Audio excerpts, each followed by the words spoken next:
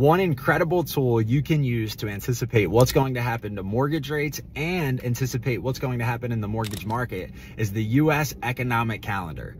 You can go on any mainstream platform like Wall Street Journal, Market Watch, Barron's, and see a list of upcoming events every week of data or big news that's going to impact the U.S. economy. So for example, today, Wednesday, March 6th, Federal Reserve Chairman Jerome Powell is going to be speaking to Congress. Now, the market's going to be watching what he says and how he speaks and looking for any indication of a future decrease or cut in interest rates. And the market is like a first date. It is very delicate and it responds accordingly. If it likes what it's thinking, it's ready to send the address. If it doesn't, it's leaving before dessert comes. So take a look at the U.S. economic calendar. It has a lot of key information of what's going to happen in the market, and it's a great tool to know whether you should lock a rate, float a rate, or anticipate whether things are going to be positive or the negative.